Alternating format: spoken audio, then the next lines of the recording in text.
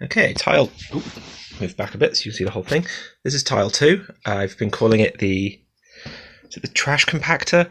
Don't know, but it's got this big like circular trash hole that I tried filling. I tried filling it with resin, but there's a gap somewhere in the trash hole. So in an ideal world, what I want to do is fill it up to about here, so that you can see the trash, but you have this nice flat surface in case any troops ever, get pushed into the water, or they're trying to like hide from something. I'm terribly at filming and moving this tiny man up. Yeah, the problem with that is that there's a leak somewhere, so the more I fill it, the more it leaks down here. So I think I'm just pouring resin into the entire hollow shape of this thing. It's made from a coffee tin that I've like wrapped in stuff. I'm using this like very thin corkboard because when you shred it, it looks like concrete and it bends nicely, so you can get circular shapes, which is what this was all about. And then there's like these ladders, which I accidentally bought 100 of and never got charged for. And then when I contacted the guy, he never got back to me. So free ladders, I guess. But instead of using them as ladders, I've actually been using them as railings across the whole thing. And then with this, and I wouldn't recommend this because it did not work very well at all, and I wasted a bunch of ladders. I was soaking these in hot water for like an hour, and then I had the offcut of this circular bit in here, and I would like wrap it in elastic bands and then let it dry so that it would dry in this sort of curved way. And it's from a distance, like it works, but then if you actually examine it, it's a pile of crap. So I'm thinking something to go along here. I need something like bendy, like if I cut like one of those plastic rubbery bracelets or something to get a kind of hemisphere tube that I can lay down. And then there's this guy. One of the things I've been really enjoying, I can't focus on him. One of the things I've started doing towards the end is putting in little bits of life. Like there's a little homeless guy in the corner of one of the other ones, not in the corner, he sat on a shrine. Anyway, these are more beads that I got. Oh fuck. Glue that back on.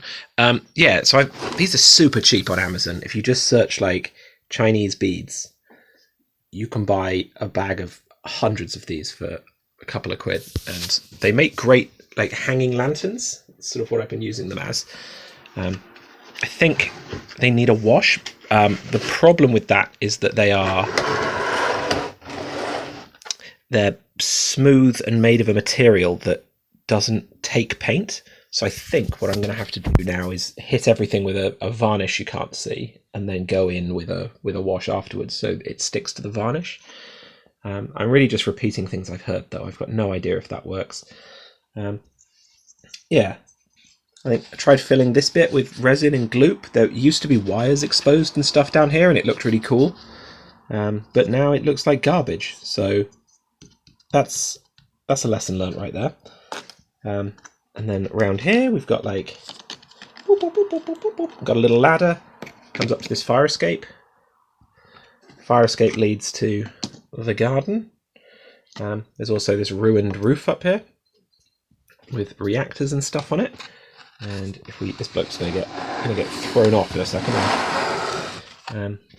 So one of the things I'm trying to do with the more recent tiles, the first few like you'll see this problem quite a lot in the other ones, is that they have a very definite back, which is really annoying that I've done that, because I've sat at the desk and built them one way round. So when you put them all together, you end up with these weird kind of like spaces where there's no way for someone here to interact with this tile. Little hobo tent for anyone who's looking for a place to sleep, I guess. I'm not sure if the hobo tents are communal. A lot of this is just going through afterwards with, I've got like a big drum full of kind of wash, but it's got a lot of PVA and gloop and oils in it. None of it mixes, but when you fish out chunks of it, because these just like cat litter foam I think they're from foreground, little like foam stones. They go rock hard when they get covered in gloop. Just going to use gloop as a catch-all term for. So in here we've got the chop shop, little machine workshop, which has a little second level up here, connects to the roof up here. I could talk for hours on staircases. These are my least favourite staircases, mainly because they're unusable. They're from a unusable in gameplay. Obviously, they're usable for building shit, but yeah, you can't put a guy halfway up the stairs, which sucks in my opinion. The 3D printed ones that I got Jack to make for me are awesome. Actually, I should probably share some STLs of those or something. But yeah, this is little interior. No people allowed in here. Let's hope that rule doesn't get broken.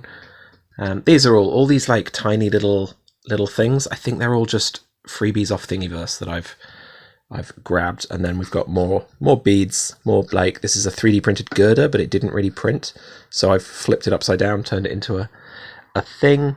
3D misprints. One of the things I'm really enjoying about this is I can just print like 100 barrels or whatever, and if they misprint, like the misprinted ones are just at the back there, they're just fixed in. Anyway, that is this particular thing. Oh, AstroTurf as well. I'm loving the AstroTurf. I've had really mixed reactions on the AstroTurf, but I love how like fake it looks. The whole city's just filthy, and then there are these like little lawns where people have clearly got like fake grass, introducing that kind of like trying to reintroduce nature into the cyberpunk city. And also, I think it's a great contrast to everything else that's going on.